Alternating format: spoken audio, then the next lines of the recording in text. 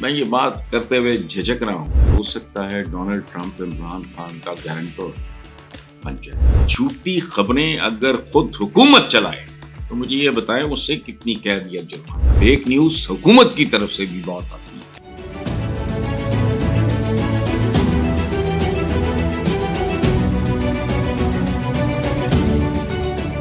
अस्सलाम वालेकुम व्यूअर्स,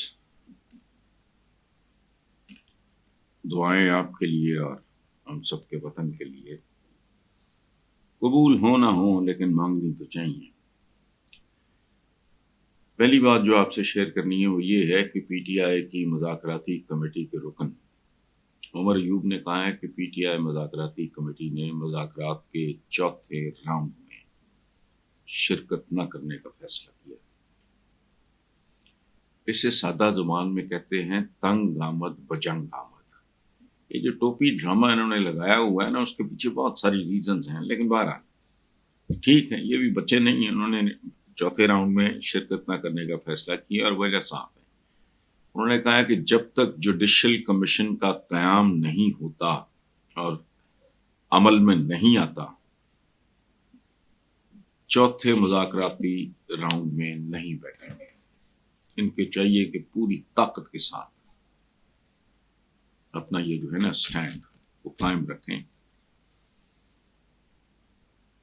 उनका कहना है कि बानी पीटीआई की वाज़ेह हिदायत हैं कि हुकूमत जो जुडिशल कमीशन नहीं बनाती तो मुज़ाकरात का कोई फ़ायदा नहीं, लिहाजा हम हुकूमत के साथ चौथे मुज़ाकराती राउंड में नहीं बैठेंगे। ये डेडलॉक तकलीफ दह है, लेकिन ये कम से कम मैं इसको एक्सपेक्ट कर रहा था। चूंकि फेक आदमी हो या फेक पार्टी हो या फेक हुकूमत हो, वो इस तरह के बहाने, हरबे, टैक्टिक्स इस्तेमाल करते हैं। चूंकि उनका ईमान इक़्तिदार से शुरू होकर इक़्तिदार पे ख़त्म होता है।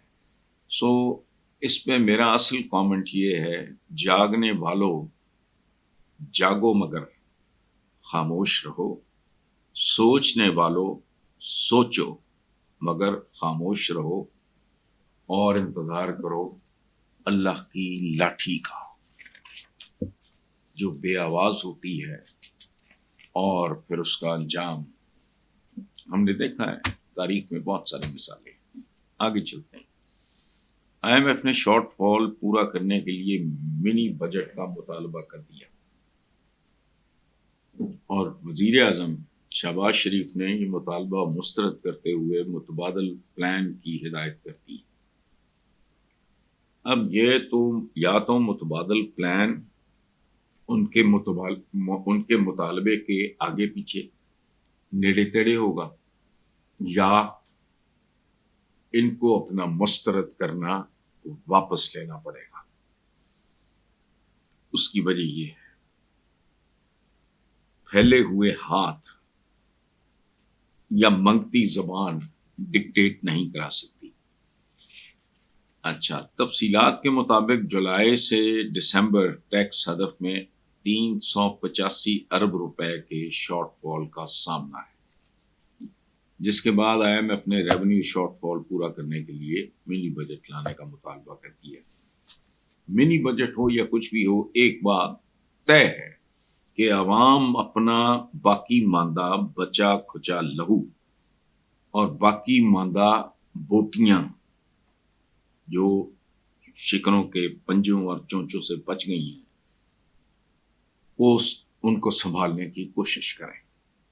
जो असल टैक्स चोर बल्कि टैक्स डकैत हैं, चोर नहीं है, सरेआम कर रहे हैं, इन पर ना तो पहले हाथ डाला गया ना अब डाला जाएगा।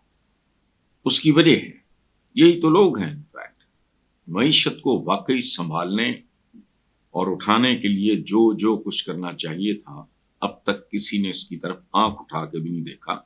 चंद रोज पहले की बात है, हफ्ता हुआ होगा, 10 दिन हुए होंगे, FBR के सरबराह ने जो बयान दिया था कि कौन लोग या कौन सी कम्युनिटी कितने खरब रुपए کا ٹیکس ڈکار جاتی ہے، اس طرف نہ انہوں نے پہلے دھیان دیا تھا اور نہ ہی اب ان پائی والوں کی طرف جائیں گے۔ اور میں ایک بات سوچتا ہوں کہ یہ پاکستان میں جتنے آئین کے تائے چاچے مامے بابے پھپھے بنے ہوئے ہیں جو اسمبلیوں میں سینٹ میں ادھر ادھر موجود ہیں، یہ کبھی کوئی اس طرح کی لسٹ کیوں نہیں چھپتی کہ وزیر اعظم سے لے کے کسی ایم پی اے تک، سینیٹر سے لے کے کسی فلاں تک انہوں نے گزشتہ سال کتنا ٹیکس دیا، پھر آپ ان کا لائف سٹائل دیکھیں۔ میری سمجھ سے باہر ہے، بنیادی سوال ہے، بنیادی جواب ہے اس کا، لیکن جب تک اس سے آگے میں کچھ نہیں کہتا، یہ باز نہیں آئیں گے۔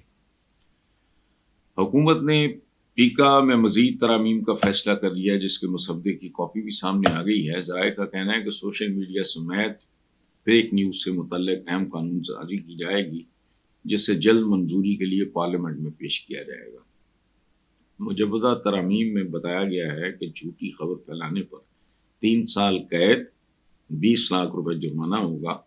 ایکٹ کے تحت سوشل میڈیا پروٹیکشن ٹریبونل قائم کیا جائے گا۔ سبحان اللہ! وفاقی حکومت 3 سال کے لیے ٹریبونل ممبران تعینات کرے گی۔ سوشل میڈیا پروٹیکشن ٹریبونل 90 روز میں کیس نمٹانے کے پابند ہوں گے۔ جہاں 3 نسلوں کو انصاف نہیں ملتا 90 روز میں، چونکہ ان کی ضرورت ہے، یہ ڈیسپریٹ ہیں۔ اور یہاں عجیب بات ہے، مجھے پرویز مشرف مرحوم یاد آ رہے ہیں، میری ان سے ایک دفعہ ایک بات ہوئی تھی دبئی میں یا انگلینڈ میں، مجھے یاد نہیں، تو انہوں نے مجھے بتایا کہ شدید ترین مخالفت ہوئی تھی کہ تم یہ جو فلڈ گیٹ کھول رہے ہو میڈیا کے، یہ نہ کرو۔ تو میں نے کہا میرا ذاتی نقصان بھی ہوتا ہو جائے، میں چاہتا ہوں قوم کو سوچنے کا، بات کرنے کا، کھل کے بات کرنے کا، مکالمہ کرنے کا موقع ملے۔ آپ یقین کریں، دیانتداری سے آپ اپنی اپنی جگہ گھروں میں بیٹھ کے سوچیں کہ اگر ان کی جگہ کوئی جمہوریہ ہوتا، جمہوریت کا ماما، آئین کا چاچا اور عوام کا نمائندہ نام نہاد، یہ اس طرح چینلز کی برسات پرائیویٹ چینلز کی ہوتی، سوال ہی نہیں پیدا ہوتا۔ جھوٹی خبریں اگر خود حکومت چلائے تو مجھے یہ بتائیں اس سے کتنی قید یا جرمانہ؟ جھوٹی خبر یا آپ جسے کہتے ہیں نا فیک نیوز، یہ وہ فیک نیوز حکومت کی طرف سے بھی بہت آتی ہے۔ ہر چوتھے دن 10ویں دن میں آپ کے ایک خوشخبری سنائی جاتی ہے، گراؤنڈ ریالٹیز بالکل مختلف ہوتی ہیں۔ مجھے بتائیں ان کے لیے کون سزا کا تعین کرے گا، اور کون انہیں سزا دے گا، اور کون انہیں جرمانہ کرے گا؟ فیک نیوز زندہ اگر فیک ہو تو وہ زندہ نہیں رہتی، اپنی موت آپ مر جاتی ہے۔ فیک نیوز اگر فیک نیوز ہے تو اس سے لڑنے کا یہ بہت ہی بھونڈا طریقہ ہے۔ پاکستان کے میڈیا پہ پہلے ہی بہت زیادہ پابندیاں اور قدغنیں ہیں، جن میں سے بہت ساری بے تحاشا، فضول اور مضحکہ خیز ہیں۔ اس سے آگے جاؤ گے تو اس کے پھر جو نتائج ہوں گے اس کے لیے بھی تیار ہو۔ حلف اٹھانے کے بعد ٹرمپ نے غزہ کی سوال پہ جواب دیتے ہوئے کہا کہ یہ امریکہ کی جنگ نہیں ہے، لیکن وہ جنگ بندی معاہدے کو قائم رکھنے کے لیے اپنا کردار ضرور ادا کریں گے۔ ٹرمپ نے آگے ایک بڑی خوبصورت بات کی ہے کہ اسرائیل کے مقابلے میں غزہ بہت کمزور ہے۔ اچھا، اب میں یہ بات کرتے ہوئے جھجک رہا ہوں، ایک محاورہ ہے عربی کا، اس کا اردو ترجمہ یہ ہے کہ کمزور کا غصہ ندامت اور شرمندگی پہ ختم ہوتا ہے۔ پہلے تو یہ جو کچھ ہوا ہے اس کا آغاز کہاں سے ہوا، کس نے کیا، کیا انہوں نے اپنے آپ کو ایویلیویٹ اور اپنی اسیسمنٹ میں خود کو اسیس کرنے میں وہ بہت بڑی بھیانک غلطی تو نہیں کی۔ بہرحال ٹرمپ نے کہا ہے کہ میں نے غزہ کی ایک تصویر دیکھی جس میں مجھے وسیع منہدم شدہ علاقہ نظر آیا۔ اس وقت غزہ کو تباہ کر دیا گیا ہے، اس کی مختلف طریقوں سے تعمیر نو کرنا ہوگی۔ غزہ سمندر کنارے دنیا کی عالی شان جگہوں میں سے ایک ہے، اس کے ساتھ بہت سی خوبصورت وہاں کام کیے جا سکتے ہیں. یہ بات خوبصورت ہے. میں ایک بنیادی بات بڑا لپیٹ کے میں کہہ رہا ہوں کہ وہ جو اقبال نے کہا تھا نا، پہلے اپنے پیکرے خاکی میں جاں پیدا کرو. یہ یاد رکھنا، یہ زندگی کا اصول ہے. جب آپ کوئی انیشیٹو لیتے ہو تو آپ کو اندازہ ہونا چاہیے اس کا انجام کیا ہوگا. یہ میرا ذاتی خیال ہے کہ پہلے اپنے پیکرے خاکی میں جاں پیدا کر لیں، اور تاکہ اس طرح کی صورتحال، اتنی دردناک صورتحال جو ہے، اس سے آپ کو گزرنا نہ پڑے. اچھا، دوسری طرف ایک اور بات کہ مشاہد حسین نے کہا ہے کہ ہو سکتا ہے ڈونلڈ ٹرمپ عمران خان کا گارنٹور بن جائے. وہ عمران خان کی رہائی کی بات کرے گا. عمران خان کی لابی پاکستانی سرکاری سسٹم سے کہیں زیادہ مضبوط ہے. میں نہیں کہہ رہا کہ مشاہد حسین کی بات میں کتنا دم ہے، وزن ہے، لیکن ایک بات طے ہے، وہ ایک سنجیدہ، میچور انٹلیکچوئل ہے. اس بات کے اگر تھوڑے سے بھی امکانات ہیں تو سوچو امبیرسمنٹ کی حالت کیا ہوگی. اس کی وجہ ہے کہ اگر یہ نوبت آ گئی تو پھر بنے گا کیا، کس کی کتنی کریڈیبلٹی باقی رہ جائے گی.